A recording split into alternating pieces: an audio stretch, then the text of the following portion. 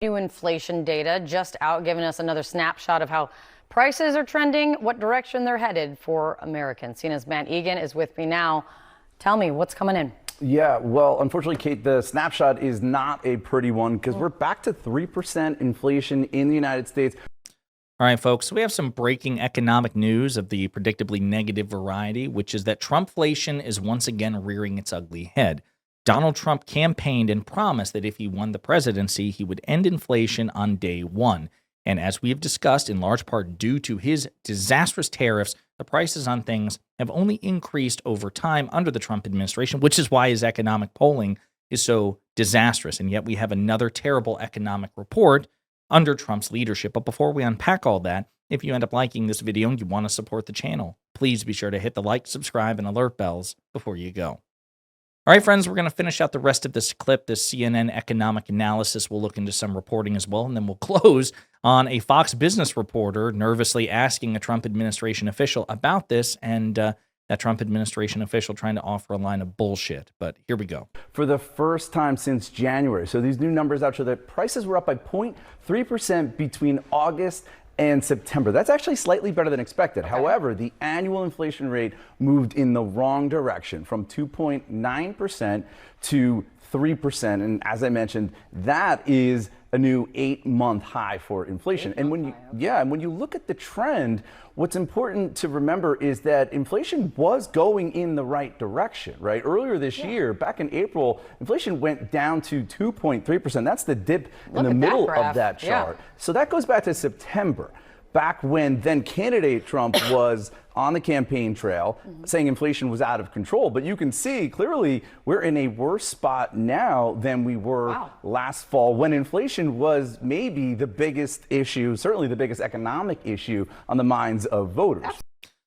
And again, what Trump and his supporters are going to try to do is say, that's Biden inflation. That's Biden's fault. Now, it's total bullshit because Trump has been steward of the economy for the past 9 months. And we also saw it dip on Trump's watch, and now it's skyrocketing on Trump's watch. So this is his economy. It's his fault. And Democrats should be relentlessly hounding Trump and Republican lawmakers and get in front of cameras and microphones to make the case this is objectively Trump's fault. He said that he was going to end inflation on the first day. He is now presiding over skyrocketing inflation that's affecting your bottom line and your pocketbook.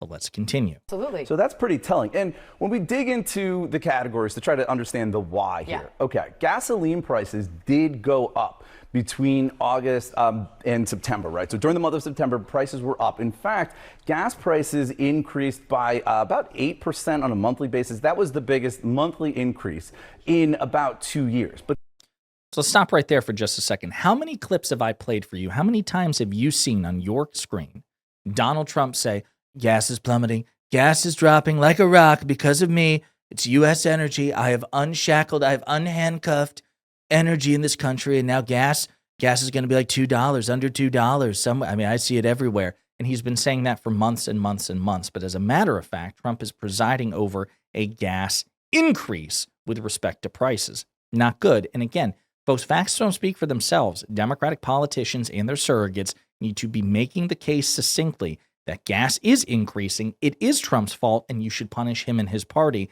in the next election by voting in Democrats. This is not just about gas prices, which are, they're still relatively low, even if they went up.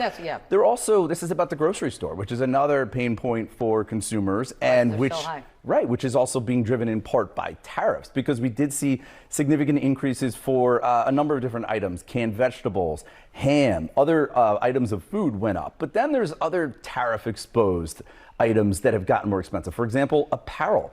Apparel went up by almost 1% on a monthly basis. They warned this was coming. They warned that it was coming in the fall. Right, because so much of the clothes they're imported, so they are exposed to those tariffs. So let's stop right there too. Again, I want to be clear. Some people will say this is pure coincidence and it's not Donald Trump's fault. To which I say, number one, that was not the standard when Democrats were in power. The standard that Trump and MAGA and Republicans and the right, and quite frankly, much of the center, the standard that they had under Biden was, it's happening on Biden's watch, therefore Biden is responsible for it. So if that's the standard, and it was the standard, then we are going to enforce that standard on Trump, whether you, MAGA, like it or not. What's good for the goose is good for the gander, number one. Number two, it's actually not quite so reductive in the sense that it's not the case that we just get to blame Trump simply because we're using your standard against you, even though we're happy to do that.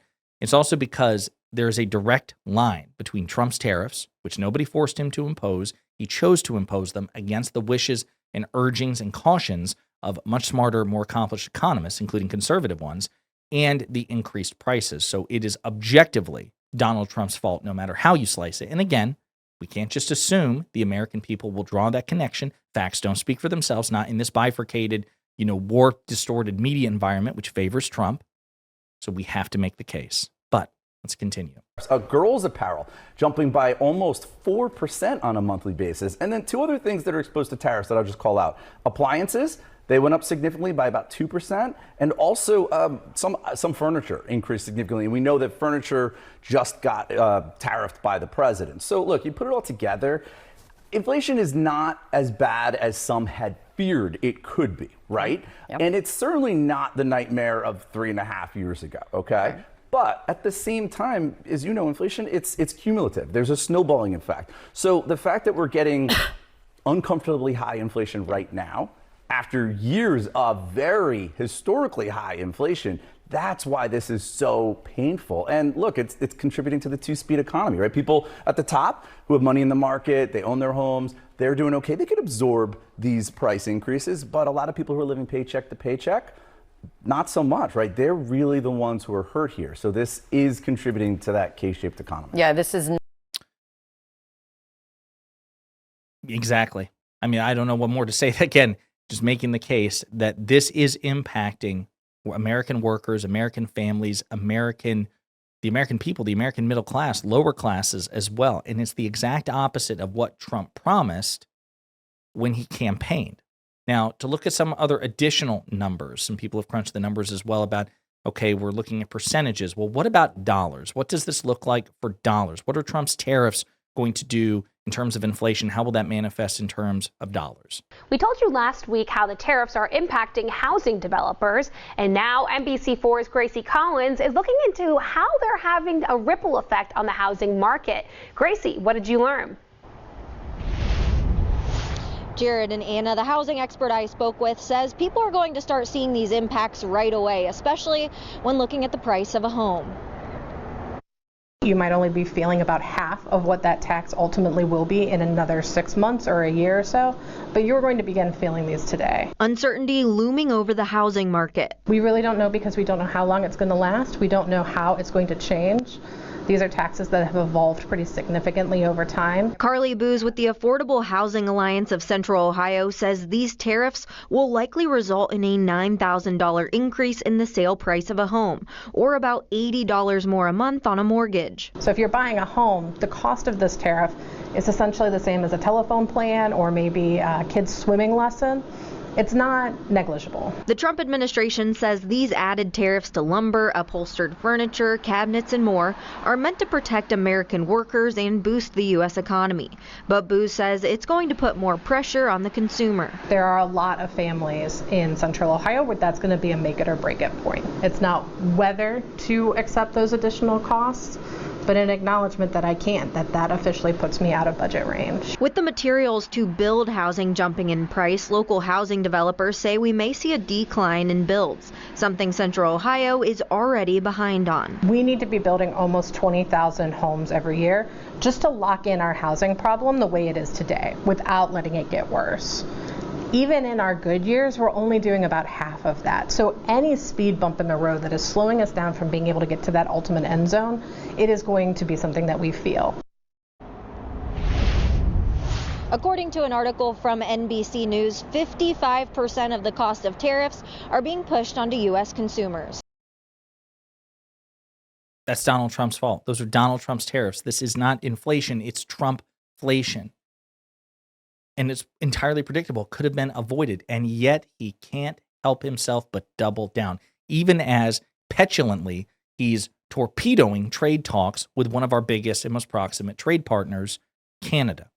And so I said we were going to close on a clip of a somewhat nervous Fox Business host, Stuart Varney, confronting a Trump official about inflation And the tone-deaf response here is truly staggering.